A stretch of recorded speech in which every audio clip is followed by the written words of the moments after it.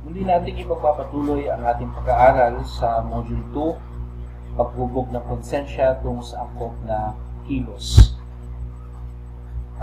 Tandaan natin ang mga pinakamahalagang kasanayang pampagkatuto.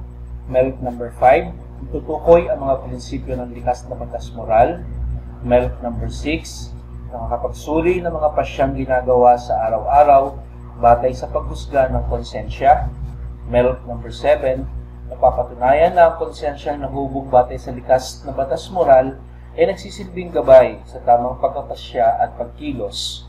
At merit number 8, nakagagawa ng angkop na kilos upang itama ang mga pamaling pasyang nagawa. Dito ay pag-uusapan naman natin ang 4 na yugto ng paghusga ng ating konsensya.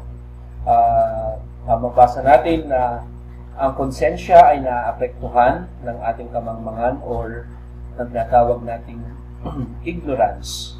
At kung mayroon tayong kamangmangan, kung ano man ang degree nito or ignorance, maaari nitong malimitahan o maaaring mali ang maging desisyon o payo ng ating konsensya. Ang konsensya ay dumaraan sa 4 na yugto ng pagkilos, lalo tigit kung ang tao ay nahaharap sa isang tinatawag nating crisis situation. So ano nga ba yung crisis situation? Ang crisis situation ay ang mga experiences natin na kung saan tayo ay nasa punto na kinakailangan pumili sa dalawang mabuting bagay, pumili sa isang masama at sa isang mabuting bagay, o dalawang masama na kung saan hahanapin mo kung alin ang lesser evil. So, ito ang proseso na pinagdadaanan ng ating konsensya sa pagbibigay sa atin ng payo, sa pagbibigay sa atin ng maaari nating sabihing rekomendasyon kung ano nga ba ang tama at nararapat nating gawin sa mga ganitong uri ng pagkakataon. So, ang 4 na yugto ng paghusga ng ating konsensya, ang unang yugto ay tinatawag nating pag-alam at pagnais ng mabuti. So, sa bahaging ito, ang konsensya natin ay hinahanap sa tulong ng isip, okay, kung ano nga ba ang tama at nararapat gawin. Okay? So, kinakailangan sa unang yugto ng paghusga ng ating konsensya o pag-alam ng ating konsensya, nakikita ng ating konsensya kung ano ang nararapat, kung ano ang tamang gawin sa isang partikular na sitwasyon. At ito ay sa kadahilan ng mayroon tayong isip na may kakayahan na tumuklas ng tama at tumuklas ng katotohanan. So, mapapansin natin na ang konsensya ay hindi independent na kakayahan o katangian o kung ano man nasa loob ng tao, kundi ito ay nakabatay din sa kung ano ang sinasabi ng ating isipan. So, ito yung unang yugto. So, inaalam ng konsensya kung ano ang mabuti. At kapag naalaman na ng konsensya kung ano ang mabuti, ito ang nanaisin nito para sa atin. So, kumbaga, ang unang yugto ay yung point na nakikita mo kung alin ang tama at dapat gawin, alin ang mali at dapat iwasan. So, ang unang yugto ay ang pag-alam at ang pagnanais ng mabuti. Ang ikalawang yugto naman ay ang pagkilatis sa partikular na kabutihan sa isang sitwasyon. So, anong ginagawa dito ng ating konsensya? Pinag-aaralan na ng konsensya natin ang sitwasyon na ating kinakaharap. So, kasama rin dito yung ginagawa ng tao na kung saan nangangalap siya ng iba't ibang impormasyon tungkol sa sitwasyon na kanyang kinakaharap. Halimbawa nito ay yung naghahagilap siya ng impormasyon. Kanino? Sa mga magulang, sa mga kaibigan, and then sumasangguni rin siya. At pagkatapos, maaari ding pinagninilayan niya yung kanyang gagawain. Okay? Ang ikatlong yugto ng paghusga ng ating konsensya ay ang paghatol para sa mabuting pasya at kilos. So, yung first two, pinag-aaralan natin yung sitwasyon na naroon tayo, ginugusto natin kung ano yung mabuti para sa sitwasyon na yun. Subalit hindi doon natatapos ang pagkilos ng konsensya. Kinakailangan kong magbigay ng hatol ng konsensya at ang hatol na ito ay para sa mabuting pasya at kilos. So, halimbawa, ang ating sitwasyon na kinakaharap ay, let's say, cheating na lang, cheating. So, sa unang yugto, alamin at naisin ang mabuti. So, ano ang dapat mong naisin? Maging matapat, maging makatotohanan sa antas ng iyong kaalaman.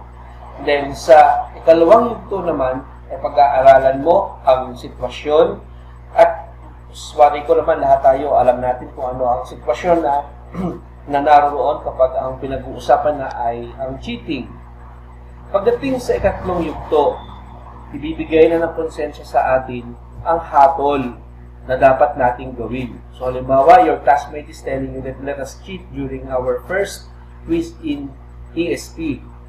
So, magtanong-tanong ka na sa iyong mga kaibigan, alam mo nang hindi yun ang tamang gawin. Ngayon naman, magbibigay ang konsensya mo ng paghatol para sa mabuting pasya at kilos. Pagkatapos nito, magkakaroon na ng pagsusuri ng sarili at pagdinilay. Halimbawa, nag-decide ka na mag-cheating ako.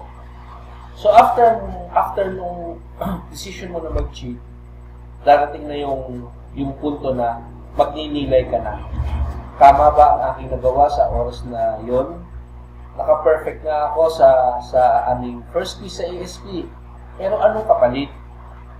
Okay? So, mapapansin natin pagka gumawa, pinili natin yung mali. Na sinasabi ng konsensya natin na mali at iwasan ito, pinili pa rin natin. Nakakadama tayo ng feeling of guilt or guilty feeling. Yung parang gusto mong itama yung mali na nagawa mo. Okay? Samantala, kapag sinunod mo naman yung sinasabi ng konsensya na huwag mong gawin ang mag-cheat sapagkat hindi yan ang nararapat gawin sa sitwasyon na kayo ay magkukuha ng quiz or examination, makakadama ka ng fulfillment or kasiyahan sa iyong sarili. So, yan ang apat na yugto ng paghusga ng ating konsensya. Ulitin ko, nagsisimula ito sa pag-alam at pagnais ng mabuti sa isang sitwasyon. Ikalawa ay ang pagsusuri ng sitwasyon, pagbibigay ng hatol, at ang ikaapat ay ang pagsusuri sa sarili o ang pagninilay. Balikan natin yung magkaroon ng feeling of guilt.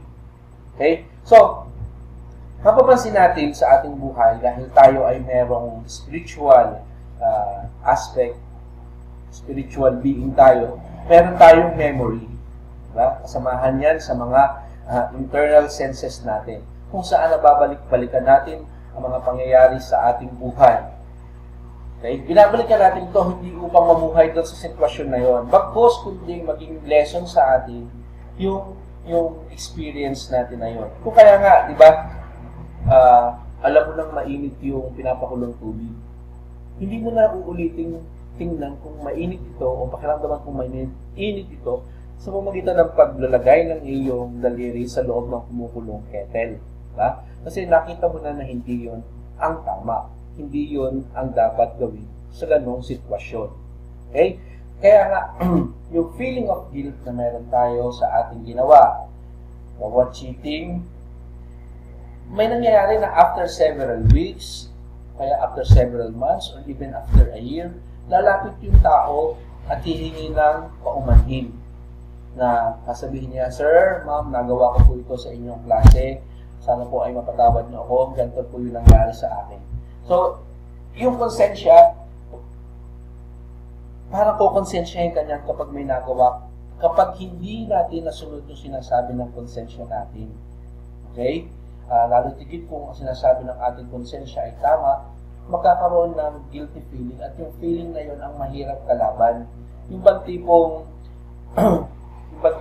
kada araw sasabihin niya may mali kang nagawa, ano ang dapat mong gawin bilang reparation sa bagay na nagawa mo na yun. Okay? Kaya yung crisis, hindi lang yung situation, kundi yung nangyayari din sa sarili mo. Aaminin ko ba? Gagawa pa ba ako ng paraan para may tuwid ito? O ipagbawalang bahala ko na lamang At doon pumapasok yung mga uri ng konsensya na binasa ninyo last time. Kapag nasanay na yung sarili natin na gawin ng isang bagay na mali at hindi ka nakakaramdam ng guilt or remorse sa iyong puso, okay? Doon nangyayari yung madali mo nang magawa ang isang bagay kahit na ito ay mali. Now, sa susunod na aralin, pag-uusapan naman natin ang kawalang kaalaman o ignorance na nakakaapekto sa paghatol ng ating konsensya. Kung mapapansin niyo sa apat na yugto na ito ng ating ng pag-uusga ng konsensya, naroon yung uncertainty kung ang sasabihin ba ng konsensya natin ay tama or kung sasabihin ba nito ay mali. Bakit? Sapagkat ang konsensya natin ay dumidepende rin sa kung paano natin siya uhubugin. Okay? Sa susunod na lesson, mag-uusapan natin ang role ng ignorance o kamangmangan at ang iba't ibang pamamaraan para mahubog natin ang ating konsensya nang sa gayon ay masabi natin, magawa natin, mahusgahan natin ang tama bilang tama at ang mali bilang isang mali.